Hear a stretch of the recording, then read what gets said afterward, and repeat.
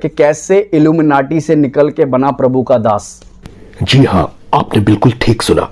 Illuminati, जिसके बारे में भारत में बहुत कम लोग जानते हैं, और जो उसे जानते हैं वो उसे फैंटेसी ही समझते हैं। मोहित अपनी जिंदगी में उस मुकाम पर भी पहुंचे जहां पर पहुंचने की तमन्ना ही बहुत से लोग सिर्फ रखते हैं, और उस दुनिया की काली सच्चाई को जानने के बाद मोहित आते हैं यीशु मसीह के पास। उनका वापस यीशु मसीह के पास आना ये कोई चमत्कार से कम नहीं था। ये गवाही बहुतों के जीवन को बचा सकती है, शैतान के गढ़ को ढा सकती है।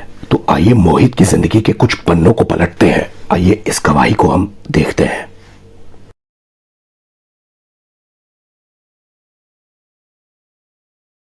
अंदर एक फितूर था, मेरे अंदर खास तौर से, कि जो भी लोग क्रिश्चियन बॉर्न होते हैं, यानी पैदा होते हैं, मसीह के अंदर पैदा होते हैं, वो सेव्ड हैं। मेरी फैमिली के अंदर मेरे डैडी हैं, मम्मी है, छोटा भाई है। हम छोटा सा परिवार हमारा 4 लोगों का, और बहुत अच्छे तरीके से हमारी ज़िंदगी चल रही थी। मगर एक चीज़ हमारी लाइफ में हमेशा रही कि हम लोग प्रार्थनाओं से बड़ा दूर रहे।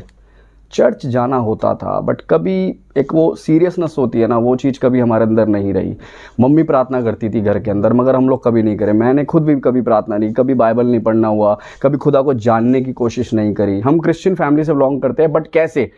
क्रिसमस और ईस्टर वाले, ये 2 तरीके हम ईसाई थे जो सिर्फ क्रिसमस पे जाते थे और ईस्टर पे जाते थे। वो भी किस लिए? मास सुनने के लिए नहीं जाते थे, प्रचार सुनने के लिए नहीं जाते थे, सिर्फ कपड़े दिखाने के लिए जाते थे। और ऐसे ही चलते चलते जब हम खुदा के दायरे में नहीं रहते, कैसे कि वचन के अंदर लिखा, भजन संहिता 91 के अंदर, कि वो अपने पंखों की आड़ में हमें रखता है। वो कब रखेंगे? जब हम उन्हें पुकारेंगे, जब हम अपनी प्रोटेक्शन मांगेंगे, तभी हमारी प्रोटेक्शन होगी। तो हम लोग कभी प्रार्थना तो करते नहीं थे। देन उसके बाद मेरे फादर साहब के साथ विच क्राफ्ट हुआ, यानी कि जादू टोना हुआ। हमने अपनी लाइफ के अंदर देखा, ऐसे जाते जाते फिर हम लोग एकदम से नीचे, एकदम से हमारा सब कुछ डाउन हो गया, सब कुछ ख़राब हो गया, और मैंने अपनी लाइफ में बहुत स्ट्रगल देखा।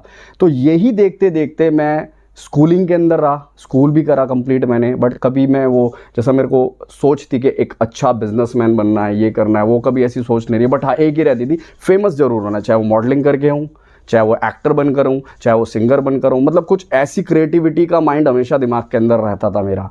देन ज़िंदगी चलते चलते सर्कल थोड़ा डिफरेंट टाइप का हो गया। थोड़े मेरे दोस्त थोड़े अलग जोन के बन गए, थोड़े लड़ाई झगड़ों में मैं आगे बढ़ने लगा, और इस तरीके की मेरी ज़िंदगियाँ थोड़ी हौच पौच होने लग गई। ट्रैक अगर सीधा होता तो सीधे ट्रैक पे चलता, बट सब कुछ मतलब बैलेंस में नहीं था, इन बैलेंस में ही सब कुछ चल रहा था। और ऐसे ही करते करते देन फिर मैं चर्च के अंदर एक मैंने रूटीन पकड़ा अपना। जब मैं देखता था सबको ड्रम प्ले कर रहे हैं, सिंगिंग कर रहे हैं, मैंने खुदा से बोला, खुदा कुछ मेरे लिए भी कुछ तो होना चाहिए। देन उसके बाद खुदा बाप ने मेरे को, सबसे पहले मैंने ड्रम प्ले करना सीखा, और वो मेरे को किसी ने नहीं सिखाया, वो मैंने खुद ही बीट सुनता था, पवित्र आत्मा से हेल्प मांगता।